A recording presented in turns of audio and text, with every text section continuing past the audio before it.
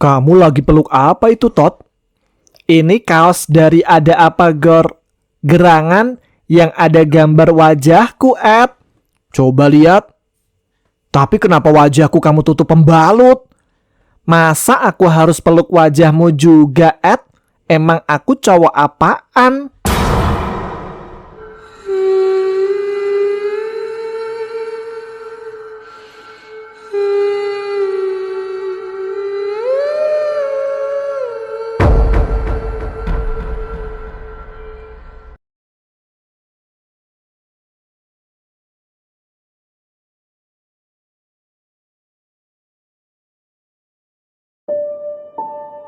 Assalamualaikum warahmatullahi wabarakatuh. Jumpa lagi dengan saya Tama dalam Ada Apa Gerangan 2. Bagaimana kabar kalian?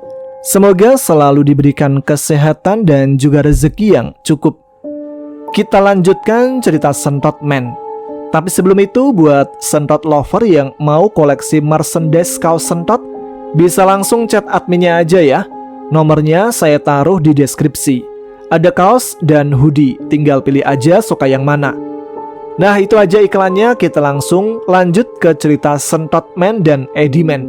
Teman-teman, ada apa gerangan? Ceritanya mulai dari sini.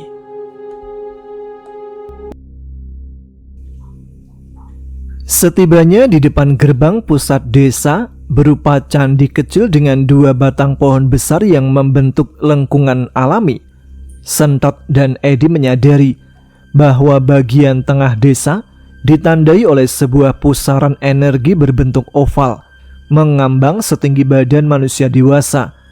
Warna cahayanya kemerahan keunguan, berputar pelan namun memancarkan denyut kekuatan supranatural yang tidak main-main. Ed, itu kayak pintu. Eddie mengangguk pelan. Pintu kemana ya? Semoga bukan ke rumah Mbah Temon. Namun sebelum mereka bisa melangkah lebih dekat ke portal tersebut, 2 sosok besar tiba-tiba muncul dari sisi kiri dan kanan portal. Mereka muncul begitu saja, seolah baru saja tercetak dari udara. Berdiri kokoh dengan tubuh 2 kali lipat lebih besar dari manusia normal, mengenakan pakaian dari kulit binatang yang dijahit kasar. Masing-masing memegang gada besar dari batu hitam legam yang meski kasar terlihat berat dan mematikan. Kedua sosok itu tidak berbicara, mereka hanya menatap tajam ke arah Eddie dan Sentot, lalu serempak menginjak tanah hingga menimbulkan getaran. Sentot mundur 1 langkah, lalu menoleh pada Eddie sambil berbisik, "Ed, ini siapa ya? Hansip desa?" Eddie menelan ludah, lalu maju sedikit. "Kalau hansip desa harusnya pakai ijo-ijo." Maaf, kami tidak berniat jahat, hanya ingin masuk ke dalam sana." Salah satu penjaga itu akhirnya bicara. Suaranya berat dan dalam, seolah berasal dari perut bumi. "Mau apa? Kalian manusia masuk ke jagat luhur." Eddie lalu menarik nafas. "Kami mencari teman-teman kami yang terpisah karena badai di alam ini. Kami hanya ingin tahu apakah mereka ada di dalam sana." Penjaga yang satunya mengangkat gada dan menunjuk langit. "Jika kalian nekat masuk, maka kalian akan jadi abu." Sentot dengan lantang berteriak, "Kenapa jadi abu? Emangnya kami rokok?" "Abu rokok berarti, Tot." Ketika Eddie dan Sentot mendekat dengan niat memaksa masuk, kedua penjaga itu serempak mengangkat senjata mereka. Tubuh mereka bergetar hebat, lalu berubah drastis. Kulit mereka menghitam legam, urat-urat menonjol seakan menyala merah dari dalam. Sayap kelelawar terbentang lebar di punggung mereka, membentang hingga hampir menutup portal bercahaya ungu di belakangnya. Dari dahi mereka menjulur 2 tanduk melingkar seperti tanduk domba, tetapi bersinar redup, memancarkan aura gaib yang menekan. "Kembali, atau kalian musnah," ujar salah satu penjaga dengan suara bergaung dari dalam dada, nyaris seperti suara 2 makhluk berbicara bersamaan. Edi langsung menarik lengan Sentot, bersiap untuk kabur. Tapi Sentot justru berdiri tegak. Alih-alih takut, dia malah mengangkat tangan kecilnya. "Aku cuma mau numpang lewat, Om," katanya polos. Namun gerakan itu justru membuat salah satu penjaga mengayunkan senjatanya ke arah mereka. Angin dari ayunan itu saja sudah membuat dedaunan beterbangan dan tanah di sekitar mereka retak.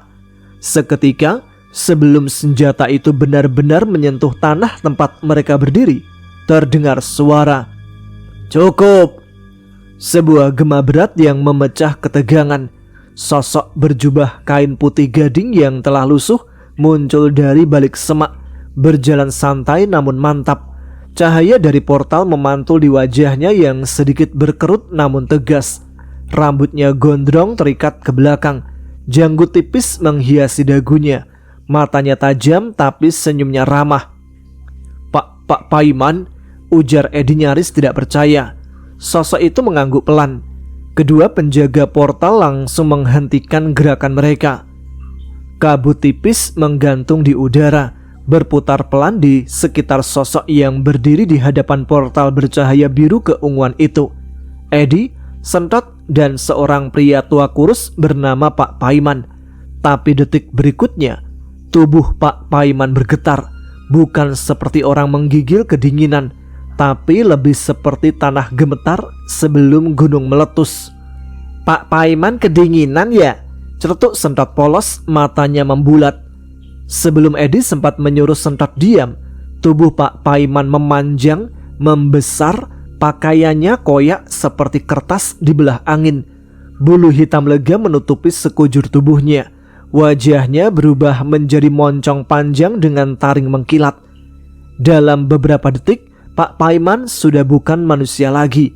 Ia adalah serigala raksasa berdiri mantap, tegap di atas dua kaki, sebanding dengan dua sosok penjaga bertanduk domba itu. Edi melangkah mundur, matanya membelalak.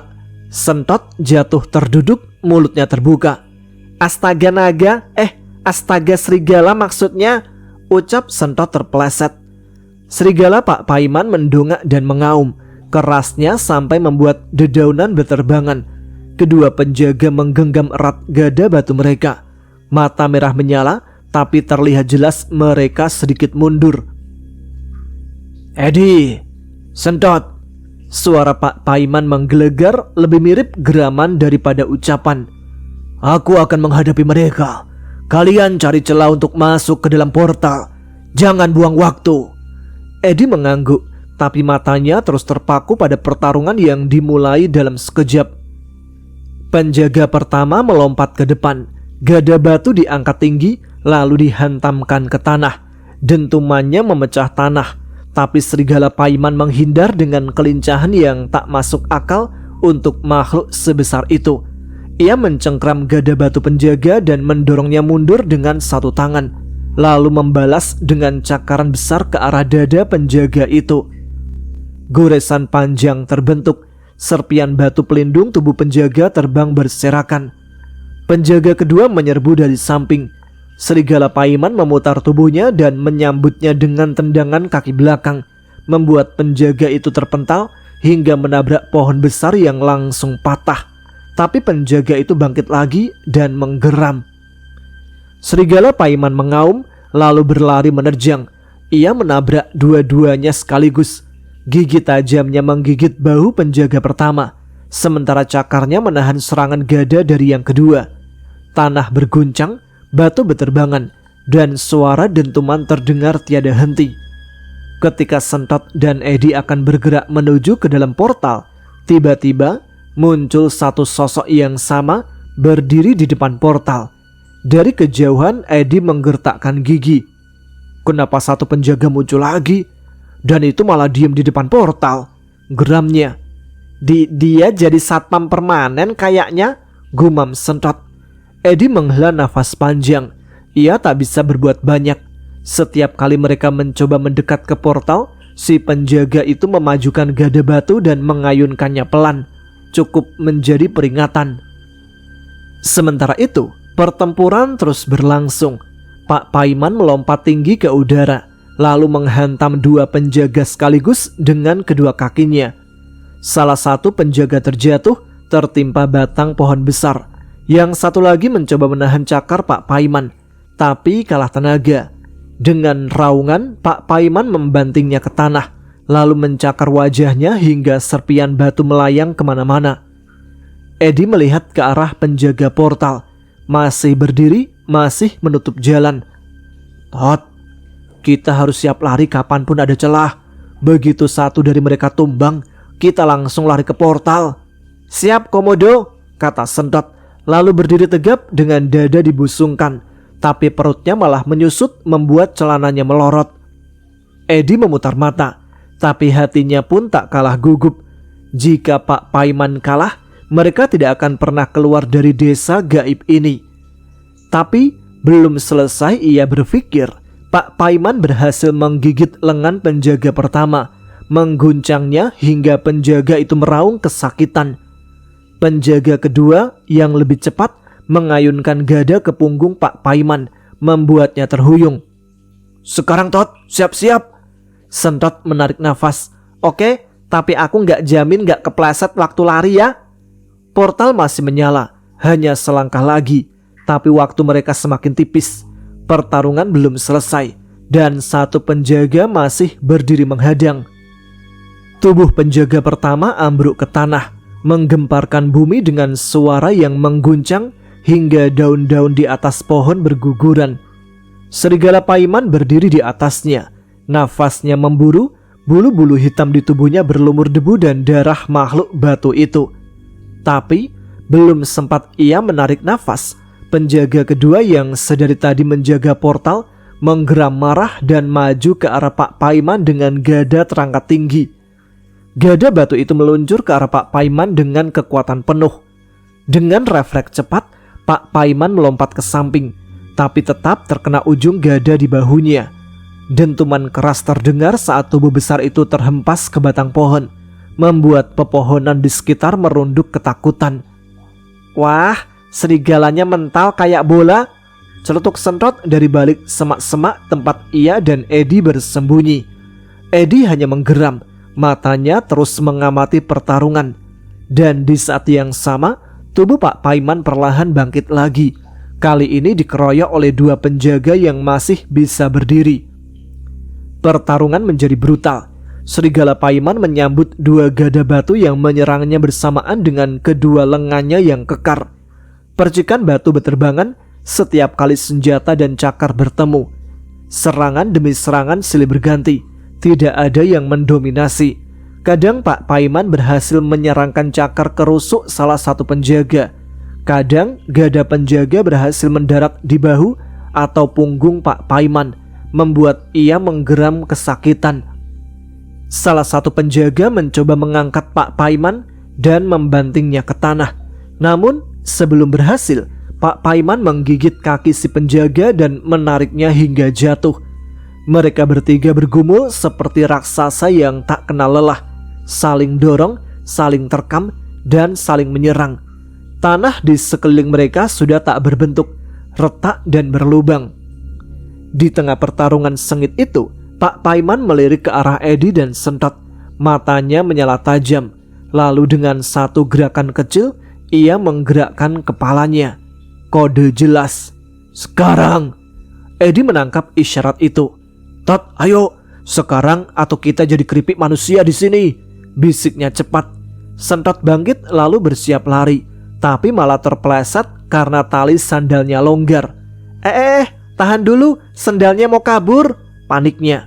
Edi buru-buru menarik tangan Sentot. Lepas saja sandalnya. Gak bisa, ini sandal titipan Oma, beli di pasar malam edisi terbatas, serunya sambil mencoba pakai satu tangan dan lari terpincang-pincang. Mereka menyelinap dari sisi pertarungan, berlari sejauh mungkin dari lingkaran debu dan suasana benturan hebat yang terus menggema. Mereka mendekati portal, jaraknya tinggal beberapa meter lagi, dan tidak ada yang menghalangi, karena kedua penjaga yang tersisa kini sibuk menggempur Pak Paiman dari dua sisi. Pak Paiman menahan gada yang menyerang dari kanan dengan satu tangan, dan menendang penjaga kiri hingga mundur. Namun ia sendiri sudah terlihat kelelahan. Darah menetes dari rahangnya dan nafasnya semakin berat. Tapi ia terus bertahan. Mata Pak Paiman hanya terfokus pada satu hal, mengulur waktu. "Tot, ayo masuk duluan," teriak Edi sambil mendorong bocah itu ke portal. "Aku takut nyangkut, Ed. Kalau nyangkut gimana? Bisa ketarik di dunia-dunia. Badan di sini, kaki di situ. Masuk aja, Tot." Dan dengan satu langkah ragu, Sentot melompat. Tubuhnya tersedot ke dalam cahaya biru keunguan portal, disusul oleh Edi beberapa detik kemudian. Di belakang mereka, raungan Pak Paiman mengguncang langit, diikuti benturan terakhir dari gada batu yang menghantam tanah. Cahaya portal bergetar, udara di sekelilingnya menghisap kuat, dan dalam sekejap portal itu tertutup, menyisakan pertarungan antara Paiman dan dua penjaga yang masih berlangsung alot. Tubuh mereka seperti ditarik, dipelintir, lalu didorong keluar dari ujung terowongan cahaya. Seketika mereka jatuh terguling ke atas tanah yang terasa dingin dan lembab. "Aduh, kepalaku muter, kayak habis di blender, Tot," keluh Edi sambil memegangi pelipisnya. Sentot terbaring miring, matanya setengah terbuka. Aku masih hidup, Ed? Atau ini surga? Tapi kok hawanya kayak neraka edisi trial?" Edi perlahan bangkit, mengibaskan debu dari kaosnya yang sudah belel. Tapi begitu ia menatap sekeliling, mulutnya langsung menganga. Alam itu bukan alam biasa. Tanah di bawah mereka seperti lumut hitam pekat, diselimuti kabut rendah yang hanya setinggi lutut. Kabut itu tidak mengambang, tapi mengalir, seperti asap yang bergerak perlahan mengikuti angin lembut yang entah datang dari mana. Langit di atasnya bukan biru, bukan kelabu, merah darah, seperti senja yang merah. Di sela awan pekat yang bergerak cepat, kilatan petir menyambar tanpa suara. Hanya cahaya yang menyelinap cepat menyayat langit. Dan jauh di kejauhan, ada bayangan bentuk bangunan tinggi menyerupai pilar batu hitam yang menjulang, namun bengkok seakan melawan gravitasi. Udara terasa berat, bukan seperti udara lembab biasa, tapi berat seperti ada sesuatu yang menekan dada mereka. "Astagfirullah, ini apa lagi, Tot?" tanya Edi pelan, suaranya tercekat. Sentot berdiri perlahan lalu menatap langit. "Kayak tempat di mana setan lagi liburan, merah-merah, petir-petir, tapi nggak ada angin-angin syahdu." Edi melirik ke sekeliling. Tidak ada tanda-tanda portal, tidak ada jejak Pak Paiman, hanya tanah aneh, kabut, dan langit penuh ancaman. "Kita berhasil lolos dari jagat setro, tapi kayaknya malah masuk ke jagat setan," gumam Edi. Sentot mendongak. "Ed, itu di langit awannya kayak nyerong ke kanan ya. Awannya miring tuh. Jangan-jangan langitnya juga pusing kayak aku." Edi menatap Sentot lemas. "Mana ada langit kok miring?" Tiba-tiba dari kejauhan terdengar bunyi seperti gesekan logam dengan batu. Suara seret panjang yang bergaung pelan. Kabut di sisi barat tanah itu tampak bergerak lebih cepat, seperti ada sesuatu besar yang sedang berjalan di dalamnya. Edi menegang. Ia menaruh tangan di pundak Sentot. "Kita nggak sendiri di sini, Tot," bisiknya. "Kalau kita sendiri malah serem, Ed," kata Sentot. Tapi kalau bareng sama setan ya lebih serem lagi sih." Edi melangkah pelan, menuntun Sentot untuk mulai bergerak menjauh dari sumber suara. Tapi dimanapun mereka berjalan, kabut terus mengalir mengikuti kaki mereka, seperti makhluk hidup yang menyentuh tanpa wujud. Tiba-tiba petir menyambar salah satu pilar di kejauhan. Cahaya kilat itu menerangi bayangan sesuatu. Sebuah makhluk besar bertanduk, tinggi, dan memiliki banyak tangan, berdiri diam dalam kabut tebal. Edi menahan nafas. Sentot mendongak pelan lalu berbisik, "Ed, itu kayak patung, tapi tadi gerak ya."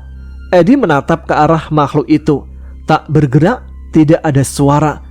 Namun angin di sekeliling mereka tiba-tiba membisu, dan untuk sesaat kabut berhenti mengalir. Kabut masih menyelimuti kaki mereka ketika samar-samar terdengar suara gemuruh di kejauhan. Awalnya Eddie mengira itu cuma ilusi telinga, seperti gema angin. Tapi lama-kelamaan suara itu menjadi lebih jelas. Gemuruh, teriakan, ledakan, seperti suara peperangan, tapi datang dari sangat jauh, seakan berasal dari balik cakrawala merah darah itu. Sentot menajamkan telinganya. "Ed, denger nggak? Ada suara kayak film perang, tapi kayak jauh." Eddie mengangguk, wajahnya serius.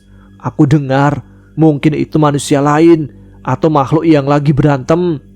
"Kalau mereka berantem, ngapain kita ikut-ikutan?" keluh Sentot. "Karena kita nggak punya tujuan lain, Tot. Di tempat begini, suara itu satu-satunya petunjuk. Kita harus cari tahu." Maka mereka pun mulai berjalan, menyusuri tanah kabut yang tampaknya tak ada ujungnya. Suara gemuruh itu menjadi semacam mercusuar gaib yang mengarahkan. Tak lama kemudian, mereka memasuki sebuah hutan, tapi bukan hutan hijau. Itu hutan mati. Pohon-pohon berdiri kurus dan hitam, seperti tulang belulang yang membatu. Tidak ada daunnya, tidak ada suara burung. Bahkan angin pun tak menyentuh tempat itu. Cabang-cabang tajam menjulur seperti tangan yang hendak mencakar siapapun yang lewat. Sentot menunduk dan bergumam, "Ed, ini pohon-pohonnya kayak kurang makan." "Kok kurang makan? Lah itu kurus dan hitam." "Gak semua yang kurus hitam itu kurang makan, Tot." "Terus kenapa?" "Bisa jadi kurang skincare." "Emang ceker bisa buat putih, Ed?" "Skincare bukan ceker." Eddie berjalan pelan menepis ranting tajam. Beberapa pohon tampak seperti pernah terbakar, sementara lainnya punya tanda goresan besar dan dalam seperti bekas cakar.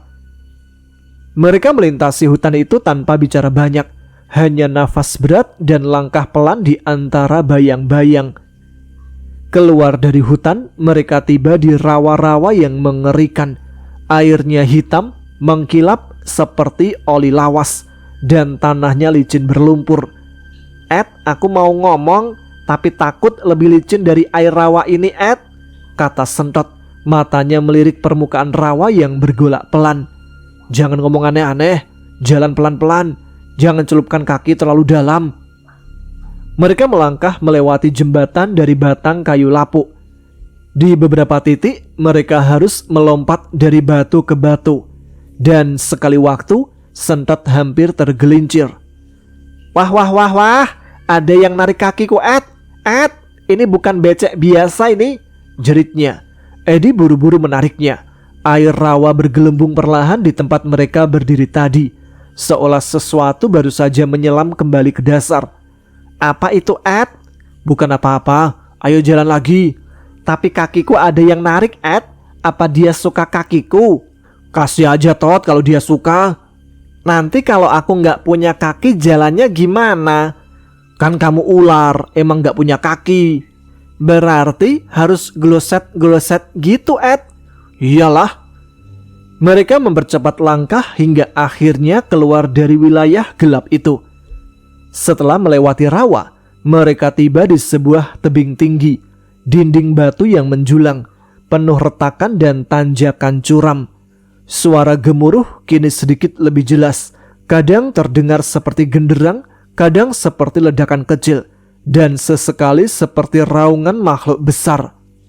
Eddie menunjuk celah di samping tebing. "Lewat sana, ada jalur naik." "Ed, ini naik-naik kayak kita mau hiking, tapi bedanya pemandangannya nggak ada yang bagus," ujar Sentot sambil ngos-ngosan. Mereka mendaki perlahan melewati jalan sempit di sisi tebing. Angin di sini lebih kuat, dan dari atas mereka bisa melihat sebagian daratan jauh di bawahnya. Reruntuhan kota aneh dan pilar-pilar batu seperti altar tua. Begitu sampai di atas, tubuh mereka benar-benar kelelahan. mereka akhirnya menemukan sebuah batu besar bentuknya seperti jamur raksasa, cukup cekung di bawahnya untuk dijadikan tempat berteduh. Eddie menjatuhkan diri ke tanah, punggungnya bersandar. Sentot langsung selonjoran dan tanpa aba-aba mengeluh keras. "Ed, kakiku rasanya kayak diemutin." "Diemutin gimana?" "Kreyem, kreyem, kreyem." "Kesemutan." Eddie hanya mendesah panjang. "Kita belum tahu kita di mana, Todd. Tapi suara perang itu masih ada dan semakin jelas." Mereka berdua terdiam. Hanya bunyi nafas mereka yang terdengar. Lalu Sentot menoleh, wajahnya pucat. "Ed, itu batu kok ada ukiran muka?" Eddie menoleh cepat. Benar, di bagian atas batu tempat mereka berteduh, samar terlihat ukiran wajah. Datar, tanpa mata, mulut terbuka seperti berteriak. Dan tiba-tiba dari balik kabut terdengar sesuatu mendekat. Langkah berat itu terdengar semakin dekat, namun bukan langkah biasa. Lebih seperti desir angin bercampur gema gaib yang memantul dari dinding batu dan tanah berlumut. Eddie dan Sentot langsung siaga. Eddie menggenggam sebatang ranting besar seperti senjata, sementara Sentot mengambil sandalnya dan mengangkatnya seperti mau melempar jin. Tapi kemudian kabut di depan mereka membelah, seperti disingkap oleh tangan tak terlihat.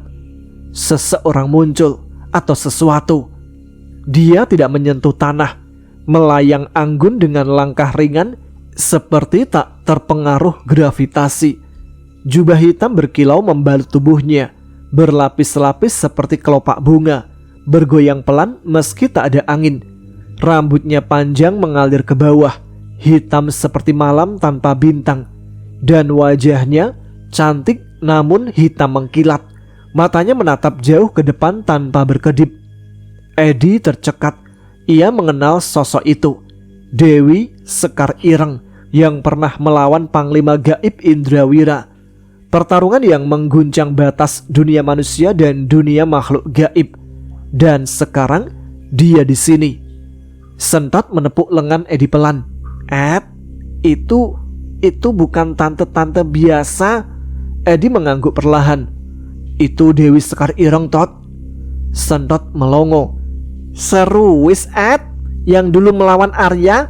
"Serius, Todd." Mulutnya." Eddie mengangguk lagi, kali ini lebih tegang. "Iya, Todd, itu dia."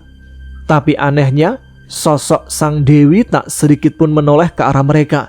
Padahal posisi mereka tidak jauh, bahkan tak tersembunyi. Dewi Sekar Ireng hanya berjalan melayang melewati mereka. Tubuhnya memancarkan aura dingin yang menyentuh kulit seperti embun malam. Matanya kosong, tapi jelas menuju satu arah, ke arah suara gemuruh, ke arah yang tak terlihat dari tempat mereka berdiri. "Ed, dia cuek banget ya."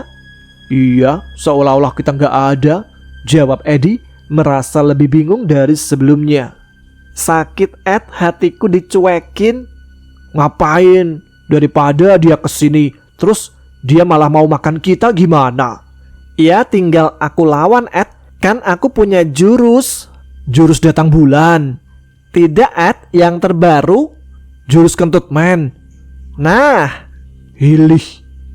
Saat tubuhnya semakin menjauh, Sentot berkata lirih, "Ed, dia mau kemana ya, Ed?"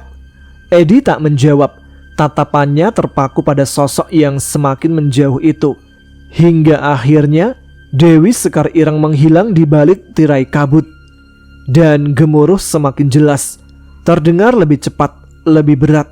Ada dentuman logam, jeritan aneh yang seperti makhluk tapi bukan manusia. Dan satu suara gong besar, berbunyi seperti pertanda. Eddie berdiri. "Kita harus ikut. Entah kenapa, aku rasa semua yang terjadi di sini jawabannya ada di arah itu, Todd." Sentot menghela nafas panjang. "Jadi kita ngekor Dewi tadi. Kalau nanti kita dikentutin bisa ikut hitam, Ed?" "Emangnya dia punya knalpot?" "Tidak ada pilihan, Todd, kalau kita ingin tahu apa yang terjadi." Sentot berdiri pelan, meraih sandalnya yang tadi ia jadikan senjata. Baiklah, demi masa depan dan demi bisa pulang untuk bisa makan telur rebus lagi. Lalu mereka melanjutkan perjalanan, mengikuti jejak samar Dewi Sekar Ireng, tanpa tahu apakah mereka sedang menuju kebenaran atau justru semakin dekat ke pusat kekacauan dunia yang tak dikenal. Hingga akhirnya mereka tiba di tepi sebuah sabana luas. Mereka berdua langsung membeku. Pemandangan di depan mata mereka seperti lukisan perang dunia dari dunia lain. Padang sabana yang luas itu terbentang sejauh mata memandang, dikelilingi oleh tebing hitam dan langit merah bergulung awan seperti bara. Dan di tengahnya, dua pasukan besar tengah bertempur habis-habisan. Di sisi kiri medan tempur, ada ribuan prajurit berpakaian seperti laskar Majapahit. Ikat kepala merah, rompi kulit, tombak, dan keris bercahaya. Mereka menyerang dengan barisan rapi dengan teriakan-teriakan seperti mantra kuno. Namun lawan mereka bukan manusia. Barisan lawan adalah makhluk-makhluk mengerikan. Sebagian bertubuh manusia tapi berkepala hewan, buaya, babi hutan, gagak, hingga kepala ular. Tubuh mereka besar dan kasar. Kulit mereka kehitaman seperti terbakar. Di antara mereka ada monster-monster bertubuh kekar. Mulutnya besar bertaring keluar, dan tangan-tangan memanjang seperti cabang pohon mati. Di sisi lain medan perang yang lebih tinggi, terdapat pasukan bersayap putih. Wujud mereka seperti manusia bercahaya, dengan pedang dan tombak dari cahaya keperakan, bertempur di udara melawan makhluk raksasa bertanduk kambing yang melompat setinggi pohon, membawa gada dan cambuk petir. Langit penuh kilatan, cahaya dari sihir, petir, dan benturan senjata gaib. Tanah bergetar setiap makhluk besar roboh, dan jeritan makhluk terdengar memekakkan telinga. Sentot ternganga. Kita salah masuk alam. Ini kayak adegan perang film akhir zaman. Edi buru-buru menarik Sentot ke balik batu besar di pinggir sabana, tempat mereka bisa mengintai tanpa terlihat. Jangan bersuara, Tot. Kita nggak tahu siapa yang bisa lihat kita, atau siapa yang bisa cium bau manusia. Sentot berjongkok, matanya tak bisa berhenti melihat ke arah peperangan. Itu yang nyerang prajurit barusan nyemburin api. Aku lihat sendiri kayak komodo, tapi saudaranya Godzilla, Tot. Iya, ini lebih ngeri dari Godzilla, Tot. Apakah berarti Totzilla? Gak ada Totzilla. Ngarang. Edi mencoba mencerna semua yang ia lihat. Di tengah kekacauan, ia melihat beberapa tokoh yang tampaknya menjadi pimpinan. Ada seorang lelaki bertubuh tinggi dengan mahkota emas memimpin prajurit. Di sisi langit, ia melihat sosok bersayap emas, mungkin pemimpin dari makhluk cahaya. Sementara dari sisi gelap ada sosok berjubah hitam, matanya merah menyala, yang hanya berdiri, namun setiap anggukan kepalanya mengirim gelombang sihir ke arah pasukan lawan. Kita ikut yang mana nih? Bisik Sentot ketakutan. Edi menatap tajam. Kita nggak ikut siapa-siapa dulu. Kita cari jalan, cari tahu ini semua apa. Tapi satu hal yang pasti. Ia menatap langit yang kian gelap, tanah yang terus gemetar. Kita ada di tengah perang antara cahaya dan kegelapan. Dari balik batu besar tempat mereka bersembunyi, Edi dan Sentot masih menyaksikan medan perang yang kacau balau. Suara dentingan senjata, raungan makhluk gaib, dan teriakan prajurit terdengar bersaut-sautan seperti badai tak berujung. Sentot mencondongkan tubuhnya, menatap lebih tajam ke arah sisi barat medan tempur, ke sebuah sudut yang semula tak terlalu ia perhatikan. Dan tiba-tiba matanya membelalak. Mereka di sini, bisik Sentot keras. Suaranya gemetar antara kaget dan lega. Edi langsung menoleh. Siapa, Tot? Siapa yang kamu lihat? Sentot hanya menunjuk ke arah yang ia lihat. Matanya tak berkedip. Di tengah-tengah barisan prajurit berpakaian keemasan, di bawah bendera merah berlambang matahari, berdiri 3 sosok yang sangat mereka kenal. Arya dengan jubah panjang dan panah bercahaya memanah dari atas batu tinggi. Setiap bidikannya jatuh dengan kilatan merah. Sekar mengenakan pakaian tempur dari kain berlapis kulit naga, memegang kipas besi dan mengibaskannya ke arah musuh, menciptakan gelombang angin tajam yang merobek makhluk-makhluk kegelapan. Dan di samping mereka, Gilang berdiri gagah dengan tombaknya yang panjang dan berkilau. Tubuhnya seperti bersinar samar dalam kabut medan perang. Dengan satu ayunan, ia mampu menumbangkan 2 makhluk berkepala ular. Namun bukan hanya itu. Di belakang mereka, mengaum keras sambil menyapu musuh dengan gada raksasa. Tampak lembu Gumirang, makhluk berkepala lembu yang tinggi dan kokoh. Matanya menyala merah namun penuh kesadaran. Dia adalah jin penjaga Sekar, makhluk kuat yang biasanya hanya muncul ketika Sekar berada dalam bahaya besar. Sentot membeku. "Ed, itu beneran mereka, Ed. Itu Arya, Sekar, Gilang, sama si itu tuh lembu girang." "Gumirang, Tot," koreksi Edi, meski pandangannya sendiri tak bisa lepas dari kejutan yang ia lihat. Edi bergumam, nyaris tak percaya. "Mereka semua di sini? Tapi bagaimana mereka bisa sampai ke alam ini?" Sentot mencubit pipinya sendiri. "Aduh, sakit, Ed. Ini beneran, bukan mimpi."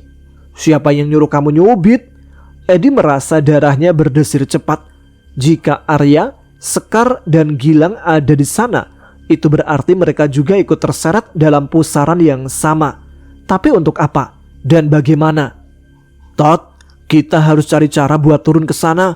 Kalau mereka ada di sini, berarti mereka butuh bantuan. Atau kita yang butuh mereka." Sentot menatap Edi ragu. "Ed, itu tempat perang loh. Aku nyelonong dikit aja bisa disayat makhluk berkepala bebek bersayap 2 tadi tuh." Edi menatap medan perang sebentar, lalu kembali menoleh ke arah Sentot. Wajahnya serius. "Kita nggak bisa diam aja, Tot. Kita di sini bukan kebetulan.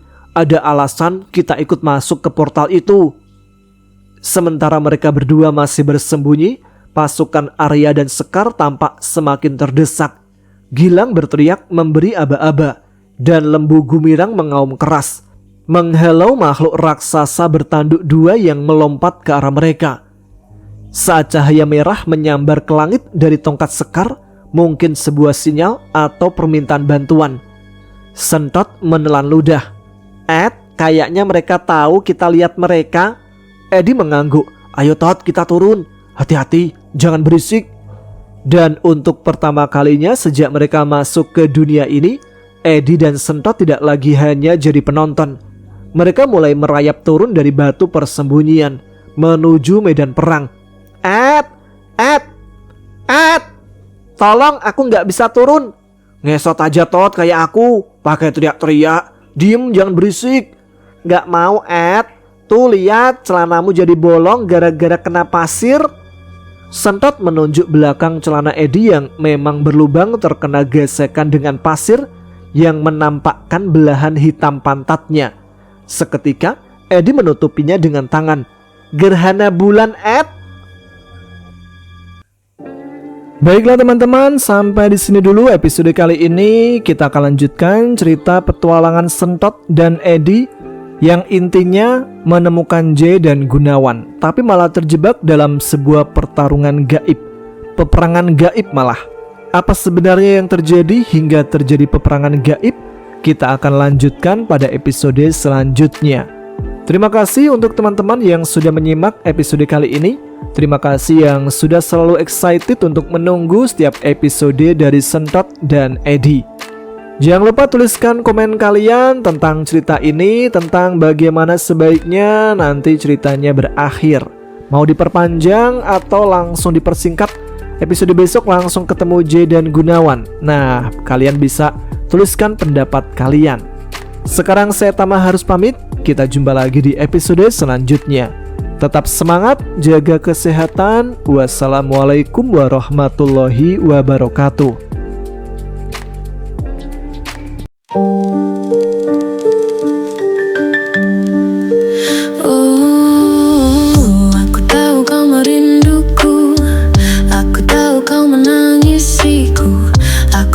kau tak relakanku. Aku sama namun hanya membisu. Dari atas sini ku masih bisa memandangmu, meski dengan air mata darah penuhi gaunku. Gaun putih ini perlahan memerah seiring ku tak tentu arah. Gaun putih ini perlahan lusuh seiring kau dan aku jauh. Di jalan ini, di antara ilalang tinggi, kau pernah membawa diri ini. Di jalan ini pula tubuhku mereba berdarah mati dan mereka lari.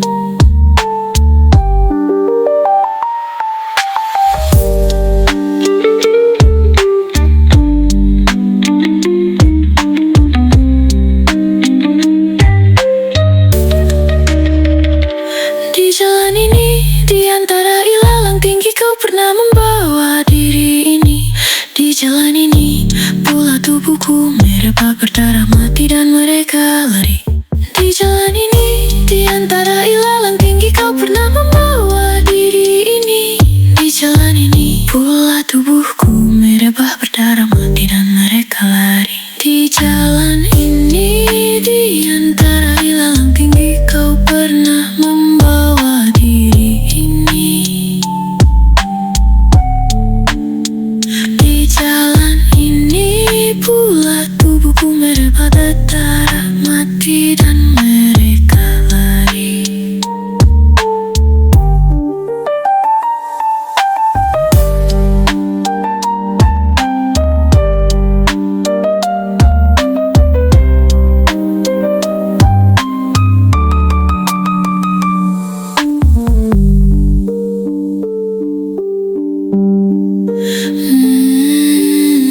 Di jalan ini, di antara ilalang tinggi, kau pernah membawa diri ini.